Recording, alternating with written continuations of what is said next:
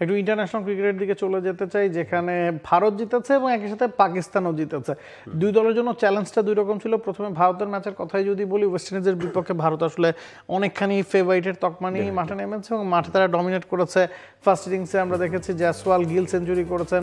West Indies second ইনিংসে একটু ভালো কামব্যাক করেছে, জন ক্যাম্বেল সেঞ্চুরি করেছিলেন, শাই হোপ সেঞ্চুরি করেছিলেন এবং 124 রানের একটা টার্গেট ভারতকে ছুড়ে সক্ষম হয়েছিল ওয়েস্ট ইন্ডিজ 120-এর ওপরে, এবং 7 উইকেট হাতে রেখে ভারত ম্যাচটা জিতেছে।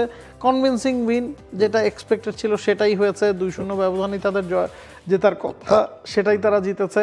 সব মিলিয়ে এই ভারত দলের তো আসলে কোনো জায়গাতেই খুব একটা কমতি দেখা যাচ্ছে না। টেস্ট ক্রিকেটে রোহিত শর্মা, বিরাট কোহলিরা সরে যাওয়ার পরও মিডল অর্ডারে তাদের কিছু ল্যাকিংস আছে, সেটা এক্সপ্লয়েট হচ্ছে না।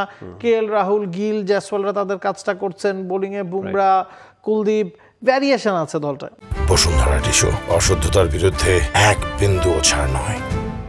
ডেফিনেটলি দেখুন, লাস্ট উইকেটে কিন্তু বিশাল জুটি ওয়েস্ট ইন্ডিজ দাঁড় করেছিল, যে কারণেই আসলে এত বড় লিড দেওয়া গেছে। না হলে তো ফলোনেও পরে হয়তো ইনিংস ব্যবধানে হেরেও যেতে পারতো ওয়েস্ট ইন্ডিজ। সেখান থেকে তারা যে ফাইটটা করেছে 7 উইকেটে ইন্ডিয়া জিতে, সেটাই হয়তো বা ওয়েস্ট ইন্ডিজের প্রাপ্তি। এবং আমার কাছে মনে হয় এই ওয়েস্ট ইন্ডিজ টিমটাও একটা ট্রানজিশনাল ফেজের মধ্যে দিয়ে যাচ্ছে। অনেকেই ইয়াং ক্রিকেটার বা এক্সপিরিয়েন্সড ক্রিকেটার অনেকেই টেস্ট ক্রিকেট এখন খেলেন না। যেমন এই সিরিজেই তেজনারায়ণ চন্দ্রপলকে দেখা গিয়েছিল আগের ম্যাচে খেলতে। তো আমার মনে হয় ওয়েস্ট ইন্ডিজ ওই যে গৌরবময় আগের যে অতীত, সেখান থেকে অনেকখানি সরে এসছে এবং ইন্ডিয়া হয়তো বা সেই জায়গাটা নিয়েছে। মানে আমার কাছে মনে হচ্ছে যে সুইচ হয়েছে, জাস্ট ইন্ডিয়া ওই মাইটি ওয়েস্ট ইন্ডিজ হয়ে গেছে, আর হয়তো বা ওয়েস্ট ইন্ডিজ এখন আসলে তাদের ওই সোনালী সময়ে রোমন্থন করেই তাদের সময় কাটছে।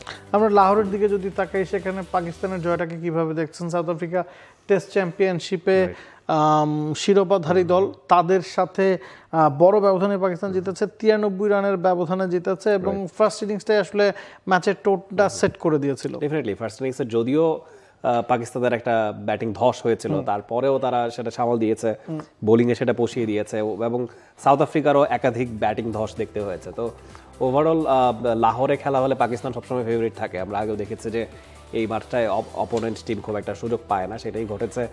তবে হ্যাঁ, এটা হয়তো বা বিউটি অফ টেস্ট ক্রিকেটও বলতে পারেন, আবার হয়তো বা খানিকটা সারপ্রাইজিংও হতে পারে যে টেস্ট চ্যাম্পিয়নশিপের চ্যাম্পিয়ন টিম পাকিস্তানে গিয়ে এইভাবে খাবে। পাকিস্তান তো টেস্ট চ্যাম্পিয়নশিপের রেসে মানে মাঝপথ থেকেই ছিল না, সেখান থেকে এসে তাদের এই নতুন সাইকেল নতুন ভাবে তারা শুরু করছে। অ্যাবসলিউটলি। এবং পাকিস্তান দলটার দিকে যদি আপনি দেখেন, পাকিস্তান কিন্তু তাদের সেট ফর্মেই এই ম্যাচটা খেলেছে। সালমান আলী, আঘা বা রিজওয়ানরা ফার্স্ট ইনিংসে ভালো একটা স্কোর বোর্ডে জমা করতে সক্ষম হচ্ছেন। 378 জবাব দিতে নেমে তারা 109 রানের লিড ফার্স্ট ইনিংসে পেয়েছিল। সেকেন্ড ইনিংসে মাত্র 167 রানে গুটিয়ে যাওয়ার পরও পাকিস্তান কিন্তু জানতো যে 250-এর ওপর যখন একটা টার্গেট ছুড়ে দেওয়া গেছে ফোর্থ ইনিংসে, সেই কাজটা খুব কঠিন হবে। নমান আলী ফার্স্ট ইনিংসে 6 উইকেট পেয়েছেন, সেকেন্ড ইনিংসে 4 উইকেট পেয়েছেন, ম্যাচে 10 উইকেট, ম্যাচ সেরা হয়েছেন। শাহিন শাহ আফ্রিদি ফার্স্ট ইনিংসে খুব ভালো করতে পারেনি, তবে সেকেন্ড ইনিংসে তার 4টা উইকেট খুব ক্রুশাল ছিল। 6 বোলিং অপশন হিসেবে তাকে ব্যবহার করা হয়েছে।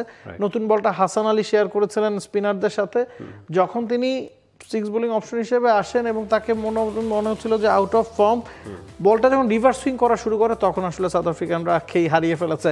একজন লেফট আর্ম পেসার যখন ওভার দ্য উইকেটে এসে বল রিভার্স সুইং করেন, তখন ব্যাটসম্যানদের জন্য কতটা ডিফিকাল্ট সেই প্রদর্শনী সাজিয়ে বসছিলেন শাহিন শাহ আফ্রিদি এবং তিনি ফর্মে ফিরেছেন। সিরিজটা কম্পিটিটিভ হবে এমনটা মনে করেন কিনা? Tough to say. মানে আসলে পাকিস্তানের মাটিতে অনেক স্ট্রং টিম এবং যেটা বলছিলেন ইন্টারেস্টিংলি পুরো ম্যাচের স্কোর কার্ড দেখতে গেলে দেখা যাবে যে এক টনি ডিস জর্জি ছাড়া আর কেউ সেঞ্চুরি করেননি। লাহোরের মাঠটায় কিন্তু আসলে রান হয় এখানে, এটা খুব আনইউজুয়াল যে খুব লো স্কোরিং, 3টা ইনিংসে খুব লো স্কোরিং হয়েছে। তো লেটস সি নেক্সট ম্যাচটা হয়তো বা সাউথ আফ্রিকা ঘুরে দাঁড়াতে চাইবে এবং সাউথ আফ্রিকার সেই ক্যালিবার আছেও আসলে।